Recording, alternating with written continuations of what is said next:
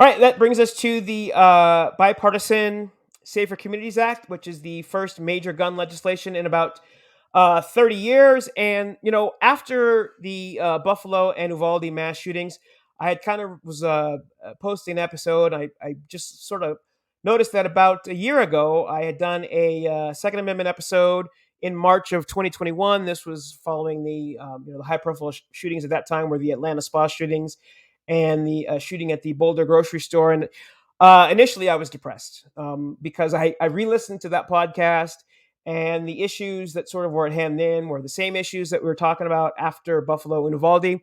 And there had been no movement, and that was, specifically the age of gun owners, whether or not it should be raised from 18 to 21 for long rifles, as it is, federally mandated for handguns. The gun show loophole, the ability for individuals to sell guns directly without any sort of background checks. Red flag laws, which would allow when people demonstrate concerning behavior that there could be a period where they would lose access to their guns until it was determined that they weren't of sound mind and weren't going to be a danger to themselves or others.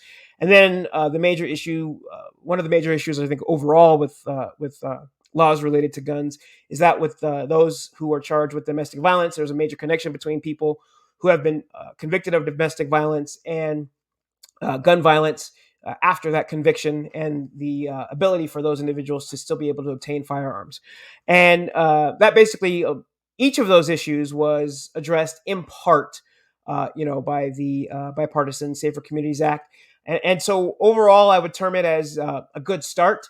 I think there's more work that needs to be done. And so we'll kind of break down what is actually in the bill.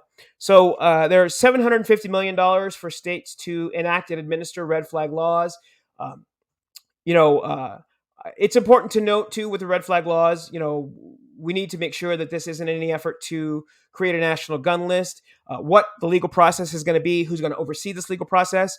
It should be very strict, right? If you're going to be able to even temporarily suspend someone's right, someone who was previously a legal gun owner to have the right to a firearm, and then what checks are in place to prevent abuse, right? Those are things that sort of need to be done to make sure that these red flag laws, meet the standard of protecting, offering further protections, but making sure that we're not infringing on individuals' rights outside of this temporary period where we need to just make sure that everything is okay.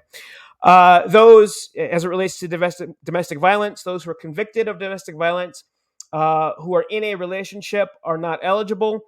There would be a 5-year review period for these individuals. If there were no intervening prohibiting crimes or similar offenses, they would then be removed from the National Instant Criminal Background Check System, which would then allow them access to becoming a legal gun owner. One of the other issues here, though, is that the relationship standard is very stringent.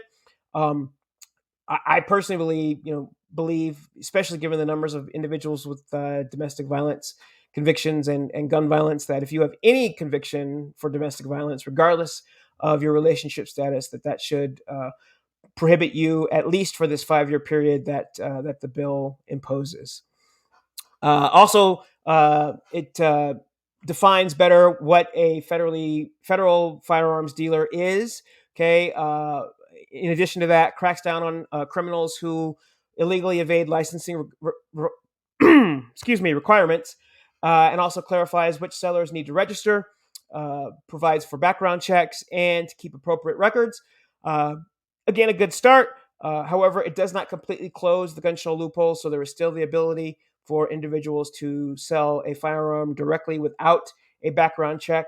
And then that sort of, is limited to the integrity of the individual who is selling the firearm. Okay. For 18 to 21-year-old buyers, there is an enhanced review process, which includes a review of their juvenile and mental health records.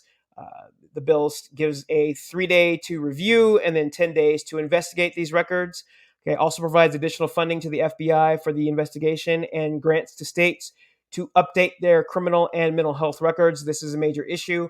The lack of reporting in the current system doesn't eliminate, often doesn't eliminate people from purchasing firearms that it should.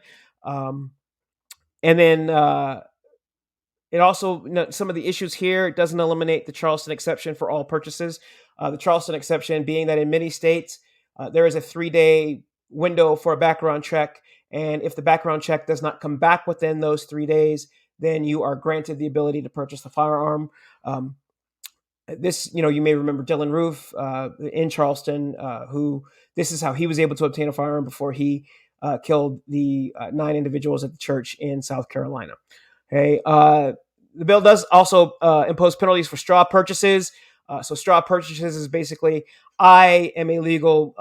It's legal for me to purchase a gun. So I go to the gun store, I purchase the gun, and then I now sell that gun to someone who I know may not have the ability to purchase that gun legally. It creates some federal trafficking and criminal offenses. This will allow prosecution of individuals who take part in these straw purchases. Again, this has an impact, but it doesn't completely eliminate this gun show loophole. It's still going to be instances where it's going to be legal for individuals to sell firearms directly without a background check. About $250 million in funding for violence prevention programs, funds for child and family mental health services, and increased funding for schools, $500 million for school-based mental health. This breaks down, again, one of the issues here is the amount of money.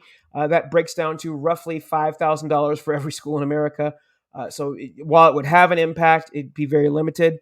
$500 million to train school-based mental health staff. Again, with the number of schools in America, should every school request funding, that's going to limit the impact of that assistance.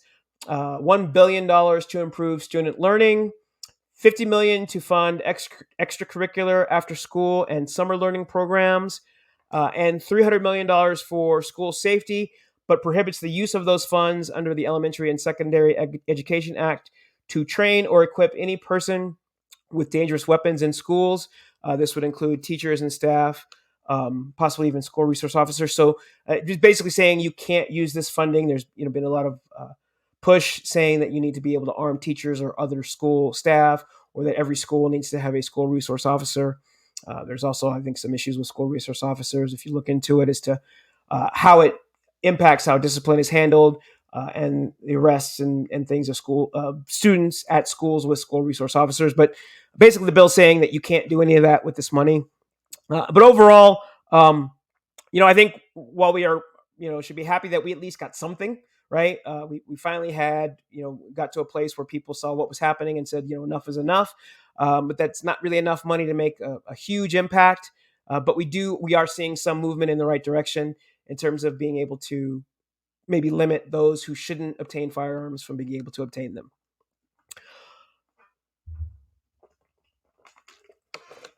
Okay, so and now I wanted to just again talk about some of those news outlets that I like to use, that I find really great places, great sources of information. Getting away from the mainstream media and being in that tunnel. I've mentioned Breaking Points before with Cristobal and Sagar Injeti. Hopefully I said that correctly. They do offer a $10 premium subscription. I think it's like $1,500 if you want to be a lifetime subscriber. Personally, I think it's worth it. I am a subscriber, so I really do enjoy their show. They come from opposing viewpoints, but they're able to have civil discussions. And I don't always agree with everything that they say, and I actually like that. I will admit sometimes there are things that they've both said, and I had one position on something, and something they've said has kind of sparked something in me. I've looked further in it, and I've actually changed my mind. And I think that's a refreshing thing to do. I think it's something that we need more of. And News Nation is one station. They are, you can find them streaming online.